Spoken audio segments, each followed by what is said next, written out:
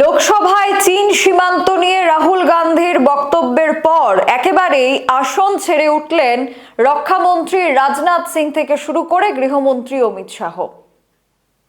General Manoj মুকুন্দের একটি প্রতিবেদন এবং সেই প্রতিবেদনের একটি বক্তব্যকে কোট করে রাহুল গান্ধী বলেন, ইতিমধ্যেই চীনা সেনাবাহিনী ভারতের ভূখণ্ডে ঢুকে যাচ্ছে এবং সেই চীনা সীমান্ত নিয়ে বক্তব্য রাখায় গৃহমন্ত্রী থেকে শুরু করে রক্ষামন্ত্রী বাধা প্রদান করলেন স্পিকার ওম বিড়লাও। বললেন, কোনো অথেন্টিক তথ্য ছাড়া এই ধরনের বিষয়ে কোনো আলোচনা করা যাবে না।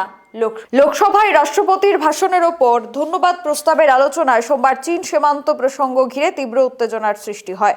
বিরোধী দলনেতা রাহুল গান্ধী প্রাক্তন সেনাপ্রধান জেনারেল মনোজ মুকুন্দ নরওয়ানের কথিত একটি স্মৃতি কথা থেকে একটি সাময়িক প্রতিবেদনের উদ্ধৃতি দিলেই তা ঘিরে শাসক ও বিরোধী পক্ষের মধ্যে বাকবিতণ্ডা শুরু হয়।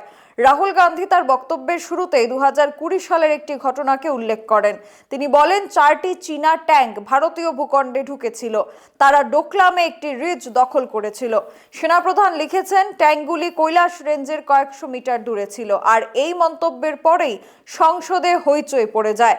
সামাজিক মাধ্যমেও অনেক প্রশ্ন তোলা হয়, রাহুল গান্ধী ডোকলাম না গালওয়ান, কোন ঘটনার কথা বলছেন? রাহুল গান্ধীর বক্তব্যের মাঝখানে প্রতিরক্ষা মন্ত্রী রাজনাথ সিং উঠে দাঁড়িয়ে আপত্তি জানান। তিনি বলেন, একটি অপ্রকাশিত বই থেকে উদ্ধৃতি দেওয়া উচিত নয়। রাহুল গান্ধী তার পাল্টা জবাবে বলেন, সরকার নাকি এই বই প্রকাশন করতে বাধা প্রদান করছে। সমাজবাদী পার্টির প্রধান অখিলেশ যাদব রাহুল গান্ধীর পক্ষ নিয়ে বলেন, লোহিয়া, নেতাজি, জর্জ ফার্নান্ডেজ সকলেই চীন সম্পর্কে আমাদের সতর্ক করেছে, আর সেই চীনের সাথেই ওঠাপড়া করছেন প্রধানমন্ত্রী নরেন্দ্র মোদী।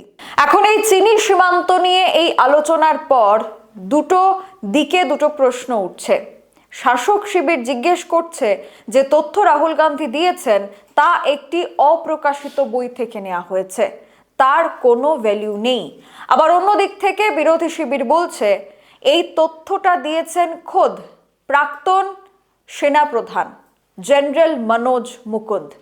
তিনি দাবি করেছিলেন যে চীনী সেনারা তাদের 4টি ট্যাঙ্ক ভারত সীমান্তে প্রবেশ করিয়েছিল।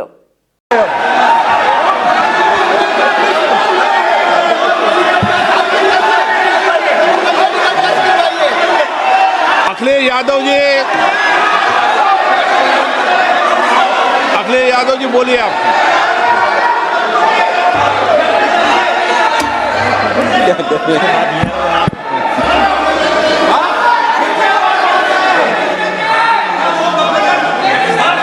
सबको बोलने का अधिकार है, लेकिन नियम प्रक्रियाओं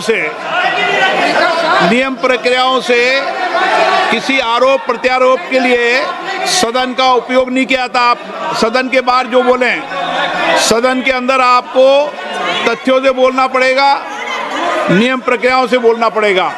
नो नहीं ले सकते आप। नीतियों में बोलें, पॉलिसी में बोलें, आलोचना करिए, कितनी भी आलोचना करिए, नीति पॉलिसी पर आलोचना कीजिए आप।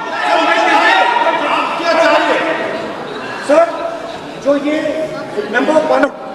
मेंबर पार्लियामेंट थे, ये हमारे चरित्र पे बोल रहे थे, हमारे पॉलिसीज पे नहीं बोल रहे थे। ये कह रहे थे कि हम एंटी नेशनल है। माननीय सदस्य तेजस्वी सूर्या का भाषण ध्यान से सुना है। कहीं पर भी उन्होंने ऑपोजिशन की देशभक्ति पर या कैरेक्टर पर सवाल नहीं। सुनो, उन्होंने 2004 से 14 के भाषण में कहीं देशभक्ति, देश की संस्कृति, देश की भाषा, देश की परंपराओं को सशक्त करने वाली बात सरकार की ओर से राष्ट्रपति महोदय द्वारा नहीं रखी गई, ये बात कही। वो सरकारों की मंशा पर बोले हैं। कहीं पर भी विपक्ष की देशभक्ति पर सवाल नहीं उठा है। और दूसरी बात, माननीय विपक्ष के नेता कह रहे हैं हमें बोला नहीं जा रहा है। आपने एक व्यवस्था दे दी कि नरवणे जी की किताब प्रकाशित नहीं हुई है, जो मैगजीन है उसको कोट नहीं किया जा सकता। फिर उन्होंने मैगजीन और नरवणे जी की किताब के अलावे कैलाश रिज में टैंक, इनको किसने बताया आया था? किसने बताया? ये लिखा हुआ नहीं पढ़ सकते आप। अध्यक्ष जी ने ना बोला है, नहीं बोल सकते। अध्यक्ष जी आपने व्यवस्था दी है, आपने व्यवस्था दी है। माननीय अध्यक्ष जी, मेरा व्यवस्था का सवाल है। ये 349, 358 और अब 389 अध्यक्ष के रूलिंग को न मानने का नियम भी इसका भंग करे माननीय विपक्ष के नेता। ये 389 को भी तोड़ रहे हैं। हम सदन किस तरह से चलाना चाहते हैं? সভায় এই নিয়ে পরবর্তী সময় আর কোনো আলোচনা হয়নি, বাধা প্রদান করা হয় রাহুল গান্ধীকে। এবার পরবর্তী সময় সামাজিক মাধ্যম থেকে শুরু করে আলোচনার মোড় ঘুরে যায় ভারত এবং চীনি সীমান্তের দিকে।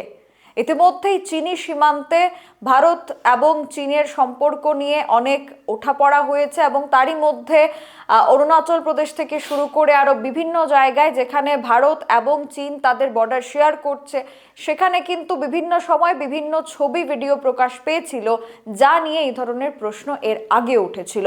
তবে লোকসভায় এই নিয়ে কোনো আলোচনা হয়নি, তবে পরবর্তী সময় এর প্রশ্নে ঘিরে ফেলা হয়েছে কেন্দ্রীয় সরকারকেও। এখনকার মতো বিদায় নিচ্ছি, পরবর্তী আপডেটস দেখতে চোখ রাখুন সোশ্যাল বাংলায়। নমস্কার।